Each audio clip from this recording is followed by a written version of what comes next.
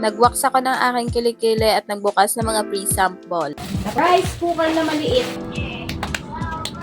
Simulat sa pool talaga, hindi ako nagsishave at nagbubunot nga lang ako. Tapos naisipan ko nga na mag-wax na lang at naghanap nga ako sa online na mabibili ko na magandang wax at eto nga ang nakita ko. May kasama na nga itong wax paper at saka itong wooden scope at wala na nga tayong ibang gagawin dito at diretso ilalagay na nga natin sa ating mga kilikili. At para hindi agad maubos itong wax paper ay hinati ko nga ito sa dalawa. At this is it, isang ano lang talagang tanggal lahat. Napakaganda at napakadali nga lang nitong gamitin at hindi man lang ako nasaktan. At meron nga ako mga sample dito, kagaya na nga lang nitong badminton ni ate. Talaga naman tuwan-tuwa siya dito sa bago niyang badminton.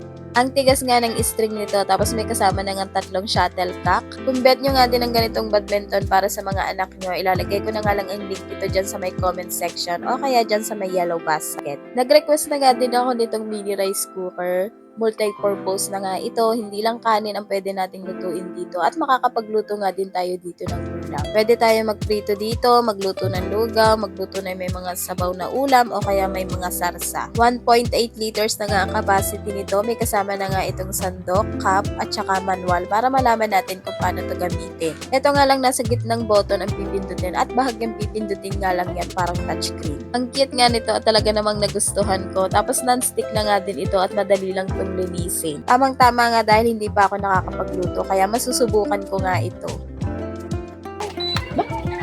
Magluluto nga muna ako ng ulam namin at adobo nga ang lulutuin ko kaya sinet ko nga lang ito dito sa hot pot. Hindi ko nga akalain na napakabilis lang nito makaluto tapos kalalagay ko nga lang ng mantika ay uminit na kaagad kaya inilagay ko na nga ang sibuyas at saka bawang. Pagkatapos ay inilagay ko na nga itong atay balon-balunan at sinangkutsa ko nga muna yan. Gamit na gamit talaga to, halimbawa na lang maubusan tayo ng gasol ay talaga namang magagamit natin to dahil multi-purpose na nga ito. Lalo na sa mga nagbo-board na ko, bagay na bagay talaga to sa inyo. Bago ko nga ito ni-request ay nagbasa nga muna ako ng mga reviews at ang gaganda talaga ng mga reviews dito kaya maire-recommend ko talaga sa inyo itong mini rice cooker na to. At makalipas nga lang ang ilang minuto, eto nga at naluto na itong ulam na niluluto ko. Hindi siguro yan umabot ng 1 oras at tingnan nyo naman at wala man lang dumikit dito sa rice cooker. Pagkatapos ko magluto ng ulam ay nagsaing naman ako at kasya nga dito ang 4 na cup. Sabi nga ng asawa ko ay sobra pa nga daw sa kanila ang kanin. 3 nga sila doon na magkasama pero sobra pa nga daw. Sabi nga sa mga reviews ay kasya daw to sa 2 to 3 person pero para sa akin ay kasya to sa 4 to 5 person.